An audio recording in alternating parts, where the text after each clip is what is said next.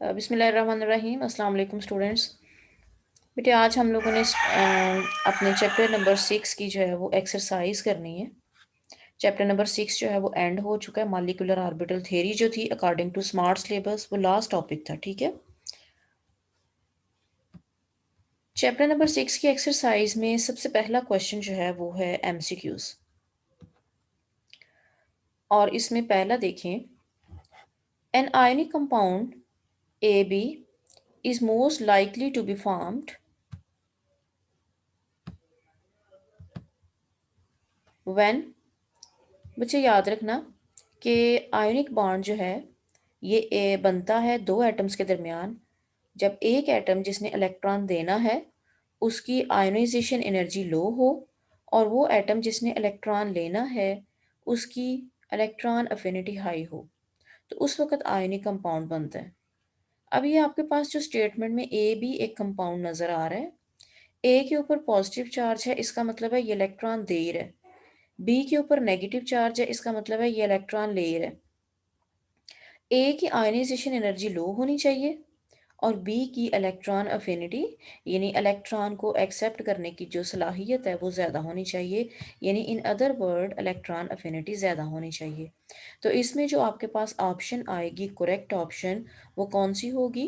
B वाली, कि ionisation energy of A is low and electron affinity of B is high. दूसरा है the number of bonds in nitrogen molecule is. बच्चे nitrogen nitrogen के दरमियान triple bond है, तो ट्रिपल बॉन्ड में से जो एक बॉन्ड है वो सिग्मा और बाकी दो जो है ना वो कौन से होंगे? पाई बॉन्ड, यानी कि ऑप्शन कौन सी है? बी, ठीक है। उसके बाद है जी तीसरा, which of the following statement is not correct regarding the bonding molecular orbital. Bonding molecular orbital के हिसाब से कौन सी वाली स्टेटमेंट ठीक नहीं है? पहला देखें, bonding molecular orbital possess less energy than atomic orbital from which they are formed. बेटे ये तो ठीक है कि बॉन्डिंग मॉलिक्यूलर ऑर्बिटल की एनर्जी जो है वो लो होती है, ठीक है, उन एटॉमिक ऑर्बिटल से भी लो होती है जिनसे ये बनते हैं। दूसरी स्टेटमेंट है, bonding molecular orbitals have low electron density between the two nuclei. No, ये गलत है स्टेटमेंट, क्योंकि बॉन्डिंग मॉलिक्यूलर ऑर्बिटल में इलेक्ट्रॉन डेंसिटी दो न्यूक्लियस के दरमियान में हाई होती है, ठीक है। तीसरी देख लेते हैं कि every electron in the bonding molecular orbital contribute to the attraction between the atom. Yes, bonding molecular orbital में जो इलेक्ट्रॉन्स हैं वो अट्रैक्शन का बायस बनते हैं दो एटम्स के दरमियान। डी है, bonding molecular orbital are formed when electron waves undergo constructive interference. Yes, constructive interference के नतीजे में बॉन्डिंग मॉलिक्यूलर ऑर्बिटल बनता है और डिस्ट्रक्टिव इंटरफेरेंस के नतीजे में एंटी बॉन्डिंग मॉलिक्यूलर ऑर्बिटल बनेगा, ठीक है। तो जो स्टेटमेंट ठीक नहीं है वो कौन सी वाली है? बी, ठीक है।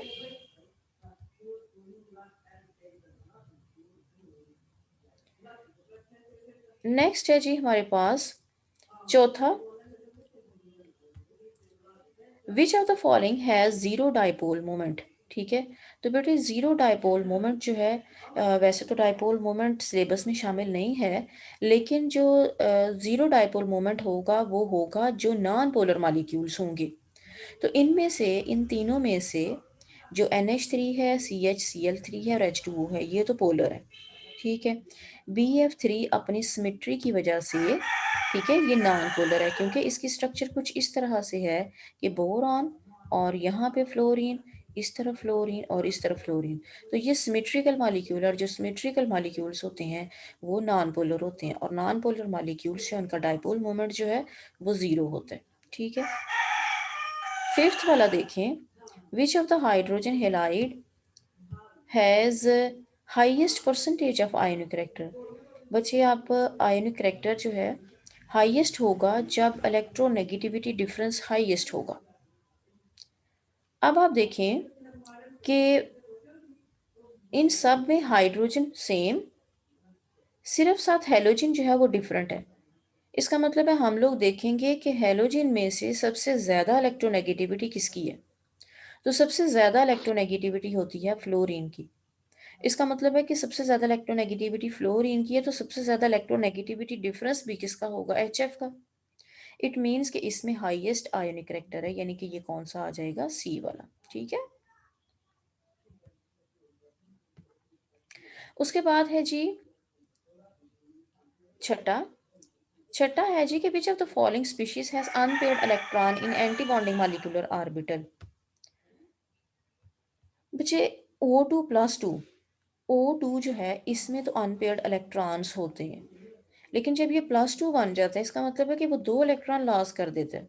2 इलेक्ट्रॉन लॉस करेगा तो वही 2 इलेक्ट्रॉन लॉस होंगे जो अनपेयर्ड थे। ठीक है, तो इसका मतलब है पैरामैग्नेटिक प्रॉपर्टी खत्म। तो इसमें तो अनपेयर्ड इलेक्ट्रॉन जीरो।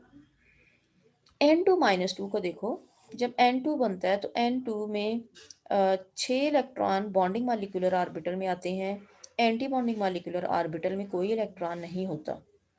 लेकिन जब 2 इलेक्ट्रॉन ये गेन कर लेगा तो उस वक्त इसके π*2p y और π*2p z में 2 इलेक्ट्रॉन आ जाएंगे। तो इसका मतलब है कि ये अनपेयर्ड इलेक्ट्रॉन रखेगा। तो मीन्स कौन सी वाली ऑप्शन हो गई, बी। ठीक है, इस केस में भी बी ऑप्शन है। तो बोरॉन में और F2 में अनपेयर्ड इलेक्ट्रॉन्स जो है ना वो नहीं होते। ठीक है। नेक्स्ट हमारे पास है fill in the blanks. Fill in the blanks में आप पहला देखें, classify, sorry, fill in the blanks. The tendency of an atom to attain the maximum of 8 electron in its valence shell is called completion of octet, यानी क्या आ जाएगा यहाँ पे 8। दूसरा है the geometrical shape of SiCl4 and PCl3 can be explained on the basis of, बेटे इन दोनों में sp3 हाइब्रिडाइजेशन होती है। ठीक है। तीसरा है VSEPR theory stands for, VSEPR theory जो है it stands for valence shell electron pair repulsion theory. ठीक है। चौथा है for N2 molecule the energy of σ2px orbital is higher than π2py orbitals. ठीक है। पांचवा है जी the paramagnetic property of oxygen is well explained on the basis of molecular orbital theory in terms of the presence of unpaired electrons। छठा है जी the value of dipole moment of carbon disulphide. बच्चे carbon disulphide बिल्कुल carbon disulphide जो है carbon dioxide की तरह है, जैसे ये कार्बन डाइसल्फाइड है। ठीक है। यहाँ पे दोनों साइडों पे सल्फर है, तो जिस तरह कार्बन डाइऑक्साइड नॉन पोलर था बिल्कुल उसी तरह से ये भी जो है ये क्या है, नॉन पोलर। ठीक है। सल्फर डाइऑक्साइड की स्ट्रक्चर कुछ इस तरह से है, सल्फर डाइऑक्साइड के दोनों साइडों पे ऑक्सीजन है। ठीक है। और डबल बॉन्ड है ऑक्सीजन के साथ, और यहाँ पे बेटे लोन पेयर होता है, यहाँ पे क्या होता है, लोन पेयर। और लोन पेयर होने की वजह से इसकी ज्योमेट्री बेंड होती है और ये पोलर होता है। और जो नॉन पोलर होते हैं उनका डायपोल मोमेंट जीरो, और जो पोलर मॉलिक्यूल्स होते हैं उनके डायपोल मोमेंट की वैल्यू होती है। तो कार्बन डाइसल्फाइड के डायपोल मोमेंट की वैल्यू है जीरो क्योंकि ये नॉन पोलर, और सल्फर डाइऑक्साइड जो है ये पोलर है। आपने वैसे इसकी वैल्यू जो है ना वो याद कर लेनी है, वो है 1.61, और इसका जो यूनिट होता है डायपोल मोमेंट का वो है डे बाय, यानी इसको कैपिटल डी से रिप्रेजेंट करते हैं। ठीक है। नेक्स्ट है जी the bond order of N2 is dash while that of Ne is dash. तो बेटे नाइट्रोजन का जो बॉन्ड ऑर्डर था वो हमने कैलकुलेट किया था, वो कितना था, 3। ठीक है। और नियॉन जो है उसका डायपोल मोमेंट जीरो, जैसे He2 हमने कहा था कि उसका डायपोल मोमेंट जीरो है, He2 एग्जिस्ट नहीं करता, बिल्कुल उसी तरह से Ne2 भी जो है वो एग्जिस्ट नहीं करता। ठीक है। नेक्स्ट हमारे पास है ट्रू एंड फॉल्स। पहला देखें ट्रू फॉल्स में, the core of an atom is the atom minus its valence shell. बच्चे कोर का क्या मतलब है, ये आपके पास एक एटम है। ठीक है। और ये इसका दूसरा शेल है, यहाँ पे न्यूक्लियस है। कोर का मतलब है कि आउटर मोस्ट शेल को माइनस कर, तो बाकी जो अंदर वाला है सारा हिस्सा उसको हम लोग क्या बोलते हैं, कोर। ठीक है, तो इसका मतलब है कि ये वाली स्टेटमेंट ट्रू। दूसरा, the molecule of nitrogen and acetylene are not isoelectronic. बच्चे आइसोइलेक्ट्रॉनिक स्पीशीज क्या होती हैं? आइसोइलेक्ट्रॉनिक हम लोग कहते हैं ऐसे मालिक्यूल या ऐसी स्पीशीज जिनमें नंबर ऑफ इलेक्ट्रॉन सेम हो। अब आप नाइट्रोजन को देखो, नाइट्रोजन में जो है ना नंबर ऑफ इलेक्ट्रॉन जो है वो कितने होते हैं? 14। ठीक है, 7 7 14। और यहाँ पे भी कार्बन 12, इस कार्बन के भी 12 और हाइड्रोजन एक एक, यानी कि 14 इलेक्ट्रॉन। तो दे आर आइसो इलेक्ट्रॉनिक। तो इन्होंने लिखा है कि they are not isoelectronic, इसका मतलब है कि ये स्टेटमेंट फॉल्स। ठीक है, तीसरा है there are 4 coordinate covalent bond in NH4 positive ion. तो बच्चे इनमें टोटल 3 जो है वो कोवलेंट बॉन्ड है और एक जो है वो कोऑर्डिनेट कोवलेंट बॉन्ड है। ठीक है, तो इसका मतलब है कि ये वाली जो स्टेटमेंट है ये भी फॉल्स। चौथा है कि sigma bond is stronger than pi bond and the electron of sigma bond are more diffuse than pi bond.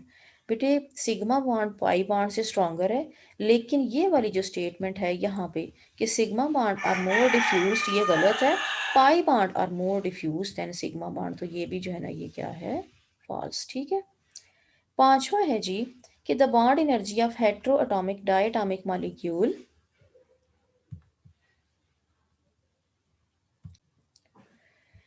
Next हमारे पास है पांचवा,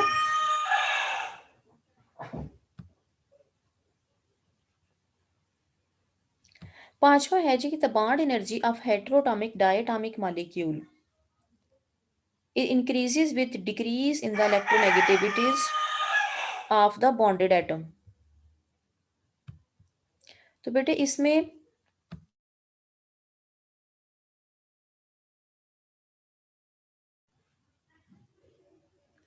तो पांचवे में बेटे क्या आएगा कि हेट्रोटॉमिक मॉलिक्यूल्स जो होते हैं, इसकी एग्जांपल मैं आप लोगों को देती हूँ। इसकी एग्जांपल आएगी हम HF जो है ना वो कह सकते हैं इसकी एग्जांपल। ठीक है, यानी हेट्रोटॉमिक और डायटॉमिक है। ठीक है, HF तो हाइड्रोजन और फ्लोरीन के दरमियान। ठीक है, increases with decrease in the electronegativity of the bonded atom। बेटे जो जो इनमें इलेक्ट्रोनेगेटिविटी जो है वो इंक्रीज करती है तो इनकी बॉन्ड एनर्जी जो है वो ज़्यादा होती है। बॉन्ड एनर्जी होती है मतलब अगर एक बॉन्ड बना हुआ है दो एटम्स के दरमियान, उसको तोड़ने के लिए जितनी एनर्जी इस्तेमाल होगी। तो बेटे जो जो इलेक्ट्रोनेगेटिविटी डिफरेंस ज़्यादा होता जाएगा, बॉन्ड स्ट्रांग होता जाएगा।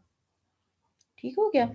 तो ये जो HF है, सपोज मैंने एक एग्जांपल दी है आपके सामने HF, तो जो जो इसकी इलेक्ट्रोनेगेटिविटी डिफरेंस बढ़ती जाएगी, इसकी बॉन्ड एनर्जी जो है ना वो ज़्यादा होती जाएगी। तो उन्होंने क्या लिखा है? उन्होंने लिखा है कि bond energy of heteroatomic diatomic molecule increases with decrease in the electronegativity. तो डिक्रीज नहीं बल्कि यहाँ पे क्या आएगा? Increase in the electronegativity difference. ठीक है, फोर्थ वन है जी सिक्स वन है with the increase in the bond order the bond length decreases and bond strength increases. बच्चे बॉन्ड ऑर्डर जो है, मैं एक एग्जांपल देती हूँ आपके पास। हाइड्रोजन, हाइड्रोजन बॉन्ड ऑर्डर है कि जितने बॉन्ड दो एटम्स के दरमियान में बने हैं उसको हम लोग क्या बोलेंगे? Bond order. ठीक है, अगर ऑक्सीजन के दो डबल बॉन्ड है तो ऑक्सीजन का बॉन्ड ऑर्डर क्या होगा? 2। ठीक है, अब आप देखें कि जो जो बॉन्ड ऑर्डर बढ़ता है तो एटम्स के दरमियान जो फोर्स ऑफ अट्रैक्शन है वो बढ़ती है। ठीक है, यानी बॉन्ड स्ट्रेंथ जो है वो बढ़ती है। ठीक है, और बॉन्ड लेंथ जो है वो कम होती है क्योंकि दो एटम्स हैं ना उनमें फोर्स ऑफ अट्रैक्शन इंक्रीज हो जाती है। तो उन्होंने क्या लिखा है कि with the increase in bond order the bond length decreases and bond strength increases. Yes, ठीक है, ये ट्रू है। सातवां है कि the first ionization energy of element rises steadily with increase in the atomic number from top to bottom. Top to bottom जो है वो ionization energy, first ionization energy increase करती है? नो, ये डिक्रीज करती है। ठीक है,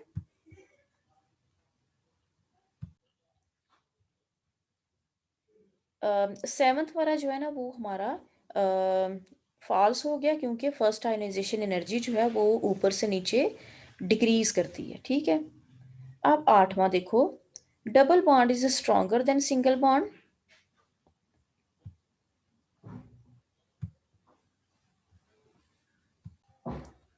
double bond is stronger then single bond and triple bond is weaker then double bond.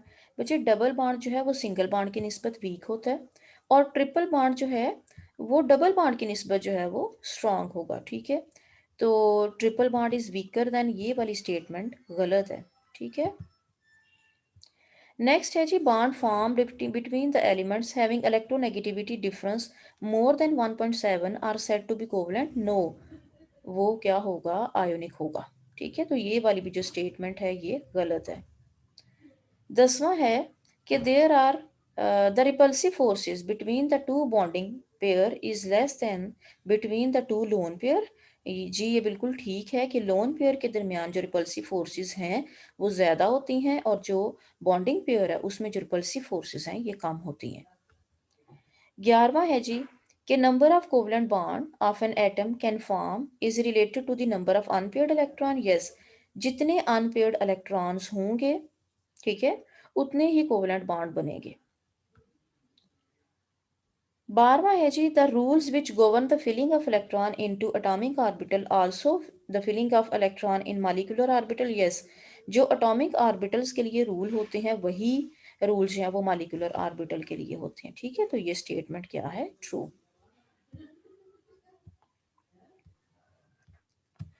Next हमारे पास है question number 4, what is chemical bond, discuss the formation of ionic and covalent bond, how does the electronegativity difference differentiate between ionic and covalent bond. बच्चे chemical bond की definition भी हम लोग पढ़ चुके हैं, आयनिक बॉन्ड और कोवलेंट बॉन्ड किस तरह से बनता है वो भी हम लोग पढ़ चुके हैं, इलेक्ट्रोनेगेटिविटी डिफरेंस का भी हम लोग पढ़ चुके हैं कि अगर इलेक्ट्रोनेगेटिविटी डिफरेंस 1.7 से कम होगा तो कोवलेंट, अगर इलेक्ट्रोनेगेटिविटी डिफरेंस 1.7 से ज़्यादा होगा तो आयनिक बॉन्ड होगा, ठीक है। क्वेश्चन नंबर 5 देखें, define ionization energy and electron affinity, how these value change in periodic table and what factor are responsible for their variation. बच्चे हम लोग आयनाइजेशन एनर्जी और इलेक्ट्रॉन अफिनिटी दोनों टॉपिक्स पढ़ चुके हैं। Factor affecting on ionization energy and electron affinity ये भी हम पढ़ चुके हैं, और ये किस तरह से पीरियोडिक टेबल के अलॉन्ग वेरी करते हैं ये भी हम ऑलरेडी डिस्कस कर चुके हैं, ठीक है। बी है, explain how do you understand by the term electronegativity, discuss its variation in the periodic table and how does it affect the bond strength। तो बेटे ये भी हम पढ़ चुके हैं, इलेक्ट्रोनेगेटिविटी क्या है, इलेक्ट्रोनेगेटिविटी डिफरेंस जो है उसका क्या रोल है, इलेक्ट्रोनेगेटिविटी डिफरेंस बढ़ने से बॉन्ड स्ट्रेंथ जो है ना वो बढ़ती है, ठीक है। क्वेश्चन नंबर 6 है जी, write the Lewis structure of the following compound. बच्चे ये मैं आप लोगों को असाइनमेंट दे चुकी हूँ, ठीक है। बहरहाल मैंने इसकी स्ट्रक्चर भी आप लोगों के सामने लिख दी है। ये HCN है, CCl4 है, CS2 है, NH3AlF3 है, H2SO4 है, H3PO4, ठीक है। आप हो सके तो इसका स्क्रीनशॉट ले लें, ठीक है। N2O5, N2O5 में बेटे ये वाला जो बॉन्ड है ये कोऑर्डिनेट कोवलेंट बॉन्ड को शो कर रहा है कि नाइट्रोजन अपना लोन पेयर दे भी रहा है और ये शेयर भी कर रहा है, ठीक है, यहाँ पे और इस तरफ ये कोऑर्डिनेट कोवलेंट बॉन्ड है, ठीक है। ये वाला जो है ये है K2Cr2O7 की स्ट्रक्चर, ये NH4OH की स्ट्रक्चर है, ये AgNH3 ट्वाइस और NO3 की स्ट्रक्चर है, ठीक हो गया। नेक्स्ट है जी क्वेश्चन नंबर 7। क्वेश्चन नंबर 7 है, explain quantitatively the valence bond theory, how does it differ from molecular orbital theory. कुछ वैलेंस बॉन्ड थ्योरी में और मॉलिक्यूलर ऑर्बिटल थ्योरी में डिफरेंस। वैलेंस बॉन्ड थ्योरी है कि only valence electrons form bond, जबकि molecular orbital theory के मुताबिक तमाम जो इलेक्ट्रॉन्स हैं वो बॉन्डिंग में पार्टिसिपेट करते हैं। दूसरा है, combining atom do not loss their identity, ठीक है। वैलेंस बॉन्ड थ्योरी में वो अपनी आइडेंटिटी को एटॉमिक ऑर्बिटल्स या एटम लॉस नहीं करते। यहाँ पे मॉलिक्यूलर ऑर्बिटल थ्योरी में जो कंबाइनिंग एटम होते हैं वो मिलके मॉलिक्यूलर ऑर्बिटल्स की फॉर्मेशन करते हैं, ठीक है, मॉलिक्यूल्स बनाते हैं। तीसरा है कि बॉन्ड ऑर्डर का आइडिया वैलेंस बॉन्ड थ्योरी ने नहीं दिया था। मॉलिक्यूलर ऑर्बिटल थ्योरी जो है उसने बॉन्ड ऑर्डर का आइडिया दिया था कि डबल बॉन्ड हो। तो बॉन्ड ऑर्डर क्या है, ट्रिपल या सिंगल बॉन्ड, ठीक है। तो बॉन्ड ऑर्डर उस वक्त क्या क्या होता है। उसके बाद है चौथा कि it doesn't explain the paramagnetic behaviour of molecule. Valence bond theory जो है उसने पैरामैग्नेटिक बिहेवियर को एक्सप्लेन नहीं किया। मॉलिक्यूलर ऑर्बिटल थ्योरी जो थी उसने पैरामैग्नेटिक बिहेवियर को एक्सप्लेन किया था। उसके बाद है जी कि He2 इज़ नॉन एग्जिस्टेंस, मतलब He2 एग्जिस्ट नहीं करता। ये किसने एक्सप्लेन किया था? वे मॉलिक्यूलर ऑर्बिटल थियरी ने किया था। वैलेंस बॉन्ड थियरी जो थी वो इसको एक्सप्लेन नहीं कर सकी, ठीक है। नेक्स्ट है जी how the bonding in the following molecule can be explain with respect to valence bond theory. Valence bond theory के मुताबिक हम इनकी बॉन्डिंग को कैसे एक्सप्लेन कर सकते हैं। बच्चे ये सबसे पहले Cl2 की आप इलेक्ट्रॉनिक कॉन्फ़िगरेशन देखो, ठीक है। तो यहाँ पे ये 3p(x) है, 3p(y) और 3p(z). तो 3p(z) में एक इलेक्ट्रॉन है, तो ये आपके पास है 3p(z) अनपेयर्ड इलेक्ट्रॉन, और यहाँ पे भी 3p(z) अनपेयर्ड इलेक्ट्रॉन्स। तो ये आपस में ओवरलैप करते हैं और सिग्मा बॉन्ड की फॉर्मेशन करते हैं। ये बच्चे pz को शो किया हुआ है, ठीक है। ये px और py जो है ये फुली फिल्ड है, ठीक है। उसके बाद है जी ऑक्सीजन को देखें। ऑक्सीजन में इलेक्ट्रॉनिक कॉन्फ़िगरेशन देखें। ऑक्सीजन की इलेक्ट्रॉनिक कॉन्फ़िगरेशन में 2p(y) और 2p(z) अनपेयर्ड इलेक्ट्रॉन्स इनके पास हैं। इसका मतलब है ये बॉन्डिंग में हिस्सा लेंगे, ठीक है। ये दूसरा ऑक्सीजन है, उसमें भी 2p(y) और 2p(z) अनपेयर्ड इलेक्ट्रॉन इनमें है, ठीक है। ये ऑक्सीजन है, ऑक्सीजन का px, ये बटे ऑक्सीजन का px शो किया हुआ है, ठीक है, जो कि फुली फिल्ड है। ये py और pz, py इसके py के साथ ओवरलैप कर रहा है और सिग्मा बॉन्ड बना रहा है, ठीक है। और pz के साथ पैरेलल ओवरलैपिंग करेगा और पाई बॉन्ड बना देगा, क्योंकि अगर एक लीनियर ओवरलैपिंग हो जाती है सिग्मा बॉन्ड बनता है, तो दूसरा जो है वो कौन सा बनेगा, पाई बॉन्ड बनेगा, ठीक है। N2 मॉलिक्यूल को देखें। N2 मॉलिक्यूल भी हम ऑलरेडी डिस्कस कर चुके हैं। इसका ये px, py और pz एक एक इलेक्ट्रॉन रखेगा। तो ये आपके पास है px, py और pz। तो px के साथ मिला तो सिग्मा बॉन्ड, py के साथ मिला तो पैरेलल ओवरलैपिंग से पाई बॉन्ड, और pz के साथ मिला तो पैरेलल ओवरलैपिंग से पाई बॉन्ड बनेगा, ठीक है। तो इसका मतलब है नाइट्रोजन में ट्रिपल बॉन्ड है, जिनमें से एक सिग्मा और दो जो है वो कौन से हैं, पाई बॉन्ड, ठीक है। नेक्स्ट है HF। HF में देखें बेटे, फ्लोरीन जो है इसका pz एक इलेक्ट्रॉन इसमें है, तो ये बॉन्डिंग में हिस्सा लेगा, ठीक है। और उधर से हाइड्रोजन का एक इलेक्ट्रॉन है, तो इलेक्ट्रॉनिक कॉन्फ़िगरेशन 1s1। ये फ्लोरीन और ये हाइड्रोजन, ठीक है।